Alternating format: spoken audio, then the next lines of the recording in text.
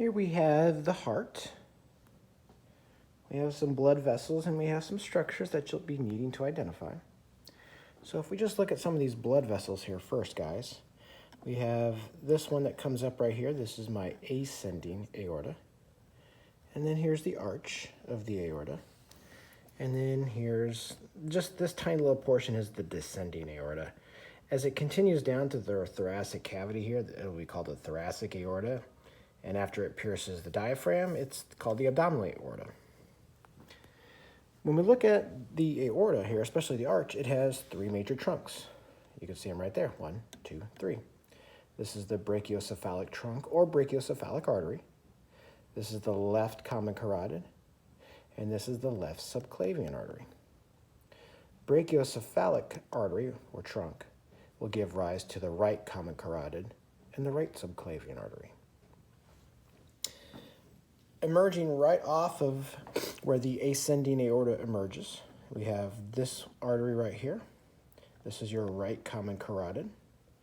And we have another one that comes off right there as well. It's underneath this guy. We'll get to him in a second. It's right underneath that guy, and it comes out right here, and you can see the little bitty nub of it right there. There is your left common carotid artery. From the left common carotid, we have the left circumflex artery and the left marginal artery. Another major branch off of the left common carotid is this one right here. This is the anterior interventricular artery. Here's the great cardiac vein as it brings deoxygenated blood back. Here's the circumflex vein and the left marginal vein, all right in with it. If we look over here at the right coronary artery, it comes around here and gives rise. There's the right marginal artery and right marginal vein, and some small cardiac vein right there. If we take this and lift it up, maybe.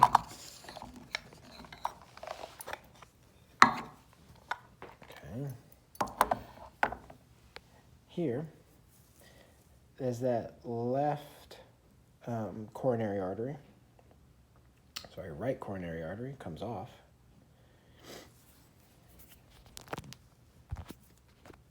Okay, right coronary artery, follow it around. It gives rise to the posterior interventricular artery. And the middle cardiac vein rides with it. The middle child always gets pushed to the back, so that's how I remember. It's great to be in the front. That's how I differentiate those two.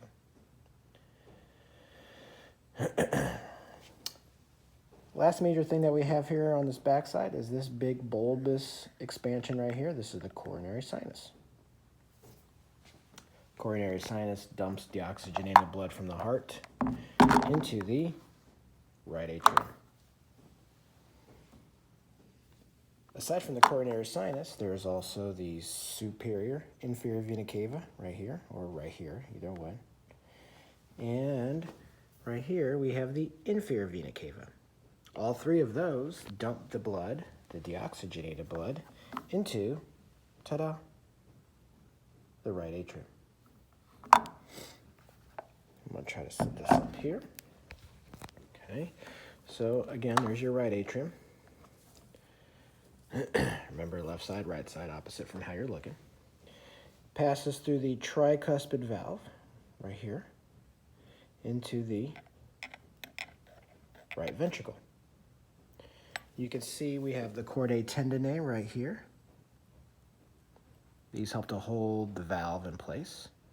And the papillary muscle that anchors the chordae tendineae into the muscular frame.